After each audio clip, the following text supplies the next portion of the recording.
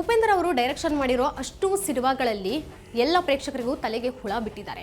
ಆದರೆ ಯುವೈ ಮೂಲಕ ತಲೆಗೆ ಹುಳ ಬಿಟ್ಕೋಬೇಡಿ ಅನ್ನೋದನ್ನ ಸ್ಪಷ್ಟವಾಗಿ ಹೇಳೋಕೆ ಹೊರಟಿದ್ದಾರೆ. ಸದ್ಯಕ್ಕೆ ರಿಲೀಸ್ ಆಗಿರುವಂತಹ ವಾರ್ನರ್ ಗ್ಲಿಮ್ಸ್ ಅದನ್ನ ಡಿಕೋಡ್ ಮಾಡೋದಾದ್ರೆ 1 by 1 ನಾನು ಹೇಳ್ತಾ ಹೋಗ್ತೀನಿ. ಒಂದು ಬಾಳೆಹಣ್ಣು ಕತ್ತಲೆಯಲ್ಲಿ ಒಂದು ಬಾಳೆಹಣ್ಣು ಸೀನ್ ಬರುತ್ತೆ.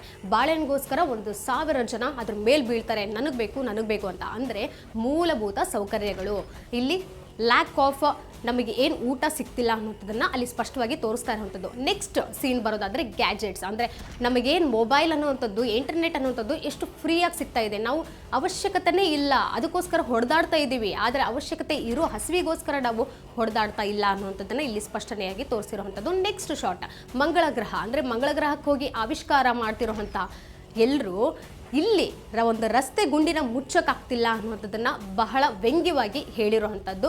ಜೊತೆಗೆ ಎಲ್ಲರೂ ಕ್ಲಿಯರಾಗಿ ಅರ್ಥ ಮಾಡ್ಕೋಬೇಕೇನಂತ ಹೇಳಿದರೆ ಮುಂದಿನ ಭವಿಷ್ಯ ನಮ್ಮ ಭಾರತ 2040ನಲ್ಲಿ ಏನು ಆಗುತ್ತೆ ಅನ್ನೋಂಥದ್ದನ್ನು ಪ್ರಿಡಿಕ್ಟ್ ಮಾಡಿರೋದಲ್ಲ, ಇದು ಹೀಗೆ ಇರುತ್ತೆ ಅನ್ನೋದನ್ನು ಉಪೇಂದ್ರ ಅವರು ಹೇಳಿರೋವಂಥದ್ದು.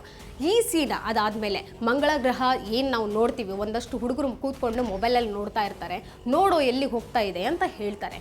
ಆದರೆ ನಾವು ಕೆಳಗಡೆ ಹೋಗ್ತಾ ಇದ್ದೀವಿ, ಹೋಗೋರೆಲ್ಲ ಮೇಲೆ ಹೋಗ್ತಾ ಇರ್ಬೋದು ಅಧಿಕಾರ ಇರೋರು, ಆದರೆ ಎಲ್ಲಿ ನಾವು ಇದ್ದೀವಿ ಅವರು ಅಲ್ಲೇ ಇರ್ತಾರೆ, ಕೆಳಗಡೆ ಇನ್ನಷ್ಟು ಹೋಗ್ತಾರೆ ಹೊರತು ಮೇಲೆ ಯಾವತ್ತೂ ಡೆವಲಪ್ ಆಗೋದಿಲ್ಲ ಅನ್ನೋಂಥದ್ದನ್ನು ಇಲ್ಲಿ ತೋರಿಸಿರುವಂಥದ್ದು. ರಾಕೆಟ್ ಸೀನ್ ನಂತರ ಉಪೇಂದ್ರ ಅವರ ಎಂಟ್ರಿ ಆಗುತ್ತೆ. ನೀವು ಸೂಪರ್ ಸಿನಿಮಾದಲ್ಲಿ ಯಾವ ರೀತಿ ಲುಕ್ ನೋಡಿದ್ರಿ, ವಿಭಿನ್ನವಾಗಿ ಅಚ್ಚರಿ ಪಡುವಂಥ ಲುಕ್ನಲ್ಲಿ ನೋಡ್ತೀರಾ.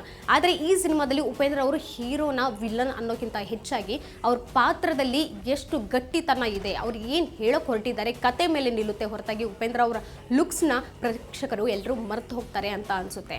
ಕೊನೆಯದಾಗಿ ಉಪೇಂದ್ರ ಅವರು ಒಂದು ಗನ್ ಶಾಟ್ ಮಾಡ್ತಾರೆ. ಅದು ಎಲ್ಲಿಗೆ ಅನ್ನುವಂಥದ್ದು ತುಂಬ ಮುಖ್ಯ ಆಗುತ್ತೆ. ಯಾಕಂತ ಹೇಳಿದರೆ ಜಾತಿ ಧರ್ಮ ಅನ್ನುವಂಥದ್ದು ಹೋಗಬೇಕು ಅನ್ನುವಂಥದ್ದನ್ನ ಅವ್ರು ಹೇಳ್ತಾರೆ. ಅಂದರೆ ಈ ಸಿನಿಮಾ ಮೂಲಕ ಅವರು ಸರ್ವಾಧಿಕಾರಿನ ಅಥವಾ ಸಮಾನತೆನ ಅನ್ನುವಂಥದ್ದು ಒಂದು ಕ್ವಶನ್ ಮಾರ್ಕ್ ಇಟ್ಕೊಂಡು ಹೇಳಕ್ಕೆ ಬಂದಿದ್ದಾರೆ ಅಂತಲೇ ಹೇಳ್ಬೋದು. ಕೊನೆಯದಾಗಿ ಏನು ಹೇಳಕ್ಕೆ ಇಷ್ಟಪಡ್ತೀನಿ ಅಂತ ಹೇಳಿದರೆ 2040ನಲ್ಲಿ ಭಾರತ ಏನಾದರೂ ಇದೇ ರೀತಿ ಮುಂದುವರಿತಾ ಹೋಯ್ತಂದರೆ ಸಿನಿಮಾದಲ್ಲಿ ತೋರಿಸಿದಂತಹ ಒಂದೊಂದು ಶಾಟ್ ಕೂಡ 2040ನಲ್ಲಿ ರಿಪೀಟ್ ಆಗುತ್ತೆ. ಅದು ಹಾಗೇ ಇರುತ್ತೆ, ಅಚ್ಚರಿ ಇಲ್ಲ, ಎಲ್ಲರೂ ಅದನ್ನು ಎದುರಿಸಬೇಕಾಗುತ್ತೆ ಅನ್ನೋಂಥದ್ದನ್ನು ವಾರ್ನಿಂಗ್ ಕೊಡ್ತಿದ್ದಾರೆ ಅಂತ ಹೇಳಕ್ಕೆ ಇಷ್ಟಪಡ್ತೀನಿ.